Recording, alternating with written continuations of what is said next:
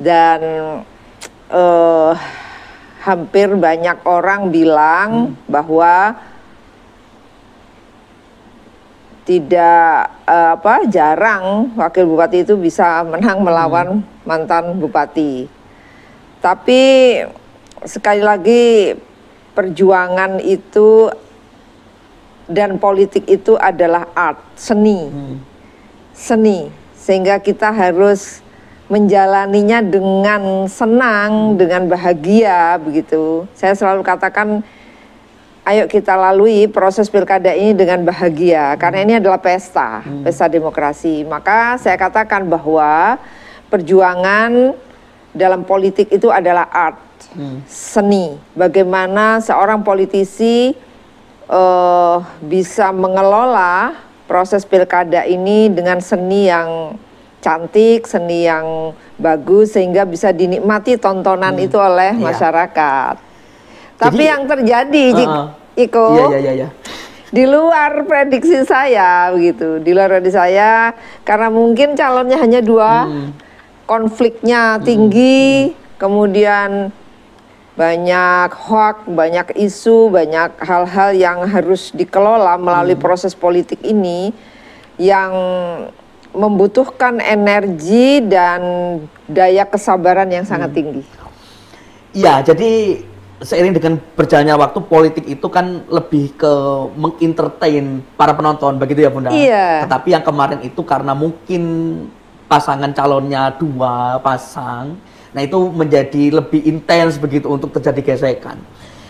Nah, mungkin ada orang-orang yang dulunya bersama Bunda lalu berpindah tempat mendukung yang lain, begitupun juga sebaliknya begitu. Nah, untuk bagi para politisi bagaimana menyikapi hal itu? Biasa saja atau ya disikapi dengan tenang saja, atau wah apa ada bapernya begitu? Itu gimana Bunda agar masyarakat tahu? Bagi saya politisi dan politisi manapun itu hal yang biasa. Hal biasa ya, karena itu adalah sebuah pilihan. Ya, sebuah pilihan. Tapi apakah itu mereka itu kemudian konsis mendukung calonnya sampai akhir, atau tiba-tiba di tengah berubah, atau kemudian sejak awal dia sudah dua kaki. Nah, ini hal yang biasa. Ya, hal yang biasa, meskipun dalam pikiran manusia yang benar, kalau dua kaki itu kan berarti tidak komitmen, tidak konsisten, itu adalah abnormal. Tapi di politik itu terjadi begitu, dan itu harus saya nikmati sebagai sebuah dinamika politik begitu. Cuman Mas Ciko, yang saya tidak bisa terima adalah kalau aparatur sipil negara yang bekerja di pemerintah daerah itu harus terlibat dalam proses ini. Itu yang saya tidak bisa terima. Jadi mereka kalau tidak pilih saya, pilih Cak Thorik, ya itu pilihan, karena mereka punya hak pilih. Mereka pilih Cak Thorik tapi mereka tidak pilih Cak Thorik tapi pilih saya, itu juga hak mereka sebagai warga negara yang punya hak pilih. Tetapi kalau mereka vulgar, mengajak, mengintimidasi, atau ikut-ikutan secara vulgar, itu yang saya tidak terima. Karena mereka adalah kalau saya bilang aparatur sipil negara itu kan pelayan rakyat. Jadi mereka harus berdiri di atas semua golongan. Oke.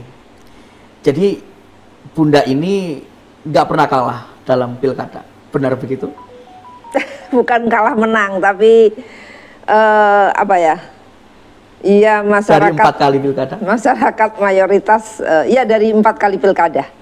Insya Allah begitu. Oke. Dan ada sedikit pertanyaan sebelum kita menuju ke pertanyaan berikutnya ya Bunda.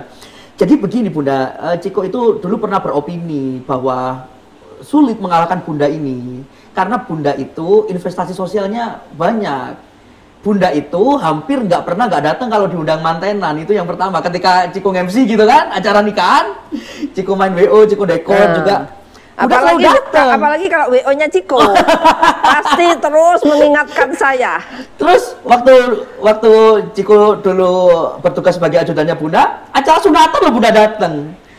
Terus acara yang paling Bunda nggak datang itu ketika ada sahabat atau orang terdekat atau orang yang mungkin agak jauh tapi Bunda tahu siapa orangnya meninggal dunia. Iya. Dan Bunda pasti mengejar orang itu di Kober Jambiro ini. Bunda nggak capek melakukan begitu kan?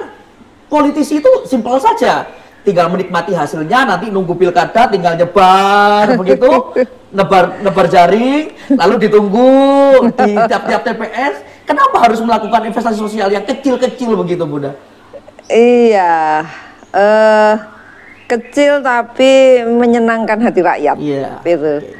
Jadi saya selalu sampaikan kepada kader-kader di Partai Gerindra bahwa kalau sudah menjadi DPRD atau kalau sudah menjadi kader Gerindra, menjadi pengurus Partai Gerindra, sempatkan waktu untuk membantu orang lain, misalnya terutama di lingkungan kita sendiri, ada tetangga sakit, ada tetangga meninggal, atau bahkan kerabat atau teman yang jauh sekalipun, kalau kita mendengar bahwa ada yang sakit atau meninggal sebaiknya datang. Orang itu akan teringat ketika dia dalam kondisi sedih atau berduka dan kita datang untuk menghibur. Nah, kalau undangan manten, apakah hitan atau apapun, itu saya pikir mereka mengundang kita, tentu harapannya adalah kita datang. Gitu. Kalau kita datang, tentu tidak ada kegembiraan selain melihat yang diundang itu datang. Jangan melihat hadiahnya, tetapi mereka senang kalau yang diundang itu datang. Dan Bunda percaya bahwa investasi sosial itu mengalahkan apapun ya Bunda ya? Sangat percaya. Sangat percaya ya. Bahwa masyarakat itu benar-benar tersentuh kalau para pemimpinnya itu hadir ketika dibutuhkan begitu ya Bunda? Iya, itu sudah saya buktikan di berbagai hajatan politik. Dan yang paling saya rasakan dan bisa saya buktikan adalah teladan yang diberikan orang tua saya dan yang langsung terjun sebagai politisi itu adalah almarhum kakak saya. Maka ketika orang bilang, wah kalau Pak Saroja tuh begini soalnya datang ke rumah saya, itu diingat terus sampai ada memori meninggal. Yang muncul ya Bunda. Iya, sampai meninggal itu diingat terus. Saya kemudian yakin dan meyakini bahwa investasi sosial untuk hal-hal kecil seperti itu bernilai sangat luar biasa. Berarti politisi yang sifatnya praktis-praktis yang mungkin baru muncul saat pileg, itu apa? Peluang menangnya semakin susah kalau Bunda melihat?